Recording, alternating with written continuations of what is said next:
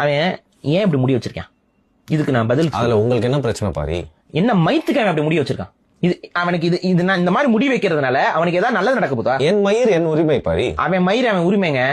ஆனா இந்த மாதிரி மயிரை வச்சிருந்தானா உன்னை எல்லாரும் மயிரா தான் மதிப்பாங்கன்னு யாராவது சொல்லி கொடுத்தாங்களா அவனுக்கு?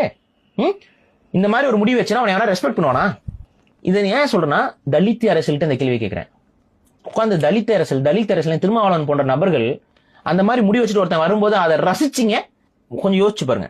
ஒரு ரெப்யூட்டபிளான ஒரு ஜாப்ல, சரி, ஒரு அரசாங்க வேலையில ஒரு அதிகாரி இந்த முடியல நீங்க பார்க்க முடியுமா? இந்தியாவுடைய உச்சபட்ச அதிகாரத்துக்கு போற எவனாவது இந்த முடியை வச்சுட்டு ஏதாவது ஒரு இன்டர்வியூல செலக்ட் ஆயிடுவானா? சரி, ஆக மாட்டான். ஐடி கம்பெனிக்கு போங்க, இன்ஜினியரிங் இதுல போய் பாருங்க, இந்த மாதிரி முடி வச்சுக்கிட்டு இருக்கவனுக்கு வேலை கிடைக்குமா? சரி, வேற எந்த வேலை இந்த மாதிரி முடி வச்சிருந்தா கிடைக்குதுன்னு மட்டும் சொல்லுங்க. இதனால எந்த விதமான பயனும் அந்த பையனுக்கு கிடையாது. ஆனா இத ஒரு ஐடென்டிட்டியா பாக்குறான். இந்த ஹேர் ஸ்டைல்ஸ ஒரு ஐடென்டிட்டியா பாக்குறானுங்க. ஏன்னா நான் உன்னுடைய ஒழுங்குகளுக்கு உள்ள இல்ல, நீ சொல்ற லா அண்ட் ஆர்டர்லாம் நான் ஃபாலோ பண்ண மாட்டேன், நான் ரிபல், நான் வந்து ஒரு நீ சொல்லி நான் கேட்கணுமா அப்படிங்கிற ஒரு தெனாவட்டோடைய வெளிப்பாடு இந்த முடி, ஹேர் ஸ்டைல். இந்த உளவியல் ஏன் இந்த பசங்களுக்கு வருது அப்படின்னா, சின்ன வயசுல இருந்து இவனுங்கள்ட்ட சொல்லி வளர்க்கறது என்ன தெரியுமா? இந்த தலித் அரசியல் என்ன நம்ம சொல்லுது, நம்மளெல்லாம் எப்படி அடிச்சாங்க தெரியுமா, நம்மளோட முன்னோர்கள் எல்லாம் ஒழிச்சுட்டாங்க தெரியுமா, அழிச்சுட்டாங்க தெரியுமா, அவங்க எல்லாம் நம்மளோட சொத்தை சுரண்டி தின்னுட்டு கொளுத்துட்டாங்க, அதனால என்ன பண்ணோம், அதனால நம்ம இப்படி முடி வச்சுக்கிட்டு அதை பத்தியே யோசிக்காம சண்டை போட்டுக்கிட்டு ரவுடித்தனம் மட்டும் அலையணும்.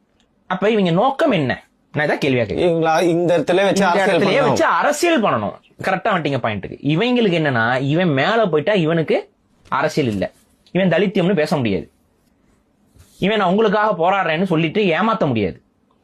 அப்ப இவன் அங்கேயே இருக்கணும், இவன் ஒதுக்கப்படணும், சமூகத்தால விலக்கப்படணும், இவன் சமூகத்திலிருந்து தூரம் போகணும், இவனை ஒதுங்கியே வைக்கணும், ஒதுக்கப்பட்டே இருக்கணும்னு இவங்க அரசியல் பண்றானுங்க.